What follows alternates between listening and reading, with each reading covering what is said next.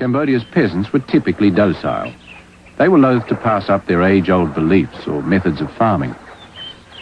There was little incentive on either side to disturb the status quo.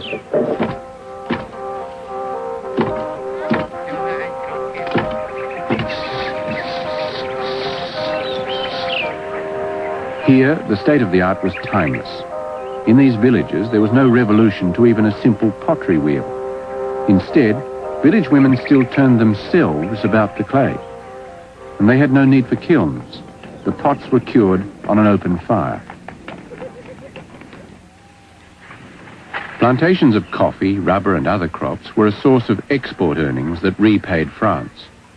But the local benefits were few. By preference, the French imported Vietnamese workers rather than hiring native Khmers. It was much the same in the towns. Middle-class Khmers were shunted aside. Slowly but surely, Chinese merchants were allowed to dominate commerce. And the French relied on Vietnamese clerks and petty officials to staff their colonial service. Cambodians lagged behind, and for nearly half the 20th century, there was no political ferment to bother the French. By contrast, the Vietnamese next door were far from dormant. Their poverty and hardships encouraged opposition against the French. The Vietnamese also had a long tradition of scholars, writers and political activists. Cambodia had none.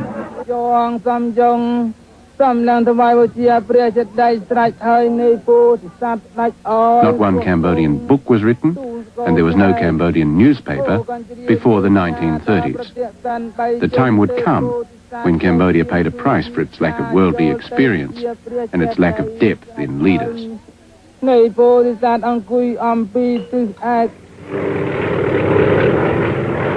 The rise of Japan during World War II finally broke the spell of white colonial power in Asia. Although the Japanese occupation of Indochina was short-lived, it did show that Europeans were not invincible.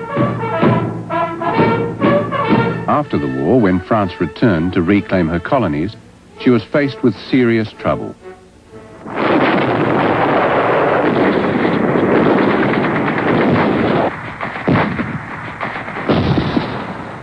Vietnamese nationalists, known as the Viet Minh, had taken up arms to oust the French from all of Indochina.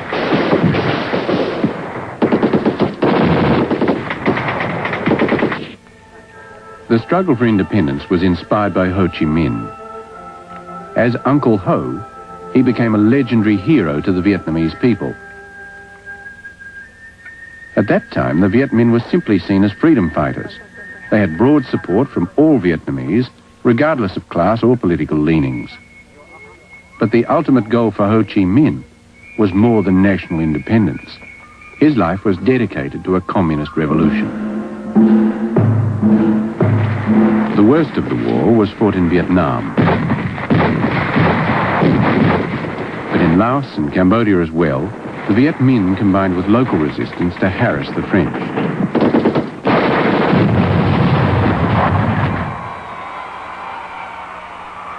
Leading a revolution was out of the question for Sihanouk.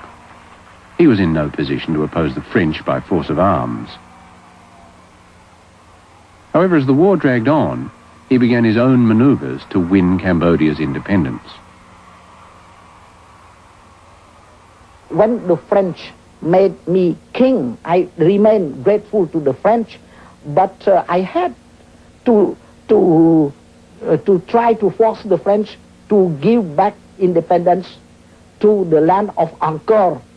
We used to be a great nation, and France could be our good friend, but should not make us a colony. Sihanouk was determined not to rely on a Viet Minh victory to end French rule. That might end the monarchy as well. Instead, he launched on a crusade overseas to win press support and embarrass the French with their allies in Europe and America. He proved to be a master of publicity and diplomatic flair. In fact, Cambodia's independence was granted in 1953. This was several months before the French were finally defeated in their war against the Viet Minh. Sihanouk then had won all the kudos for Cambodia's independence. He had stolen a march on the revolutionaries.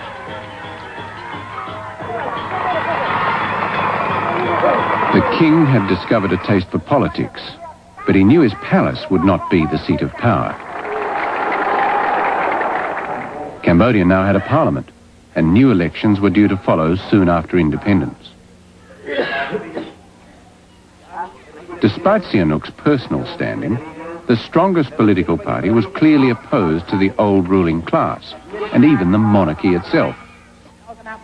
It drew support from teachers, students, government workers, and those who'd fought the French.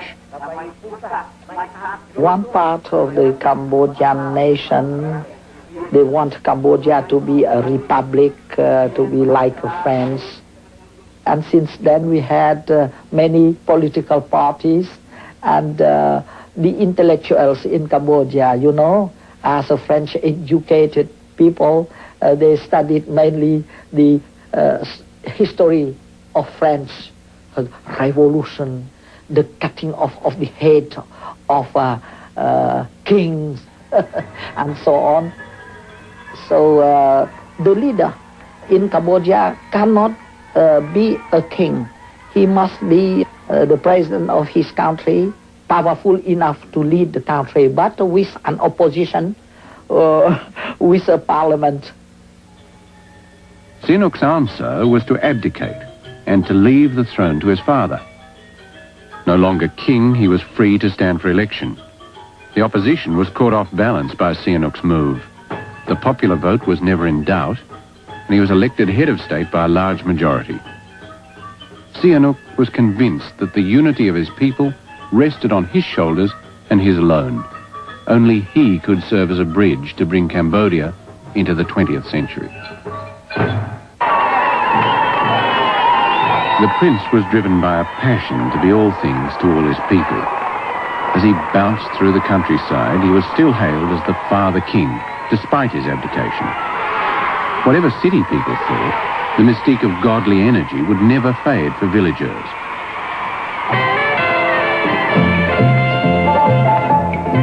He was a poet, musician, and songwriter, and even the lyrics were by Norodom Sihanouk. Cambodia's press was dominated by the words and deeds of Norodom Sihanouk. And radio talks for hours on end carried the voice of Norodom Sihanouk. The views on every issue, from international politics to the latest village gossip, were those of Norodom Sihanouk. And to top it all, he turned his hand to filmmaking, the writer, director and star being Norodom Sihanouk.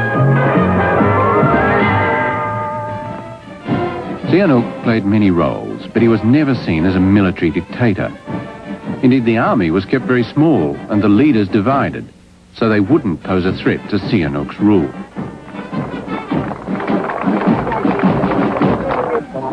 There was little chance for either left or right-wing opponents to steal the limelight from Sihanouk. He insisted that all rival parties and factions merge with his own political movement, called the Sankum.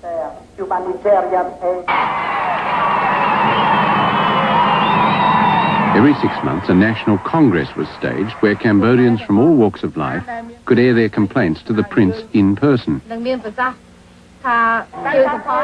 In practice, any critics or wayward members of government were exposed to public ridicule. Sihanouk claimed all credits, but he stood aloof from his government's failings. When right-wing ministers proved to be unpopular, he preempted opposition by calling on the left a cabinet of their own.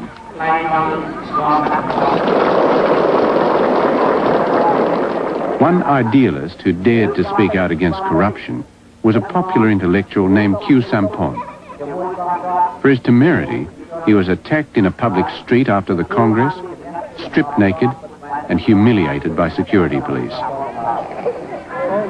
In a later crackdown on leftists, Khieu Samphan was forced to flee to the jungle.